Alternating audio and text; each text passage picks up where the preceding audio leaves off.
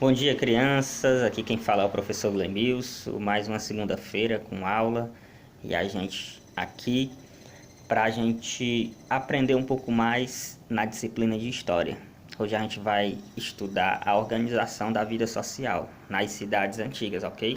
E o que é que nós temos que aprender, professor, sobre essa leitura, sobre esse conteúdo, para essa aula de hoje na disciplina de História? Bem, a organização da vida social.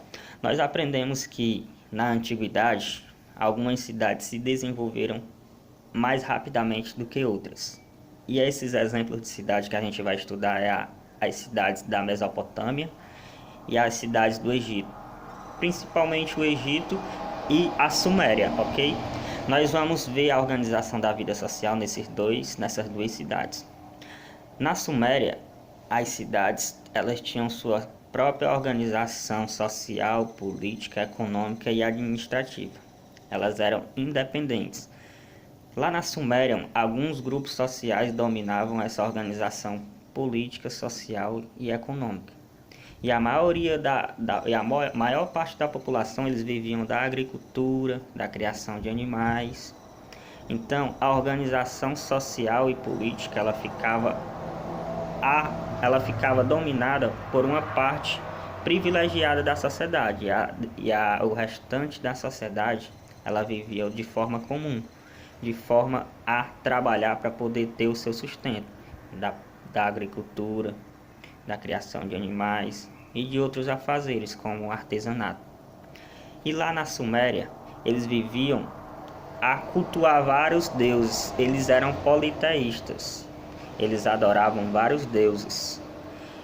E cada cidade, como elas eram independentes entre si, tinham apenas alguns costumes e algumas práticas parecidas, mas a administração, a forma de se administrar as cidades, elas eram compostas por grupos sociais diferentes, ok? Já no Egito, a administração política e religiosa ficava centralizada na figura do faraó. Tinham muitas cidades que tinham seu poder econômico, social e político, mas a administração geral ficava nas mãos do faraó, que era figura política e religiosa.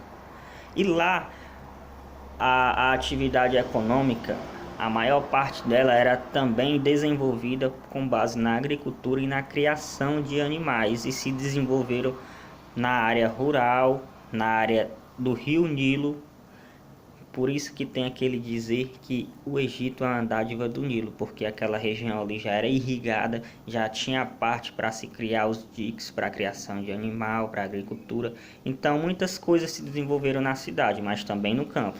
Foram das duas formas. O desenvolvimento do Egito se deu a partir do Vale do Nilo e também nas cidades, com o comércio, com a criação de animais, com a produção de artesanatos, de ferramentas e a comercialização em feiras livres e nas cidades. Mas o que é que vocês têm que aprender?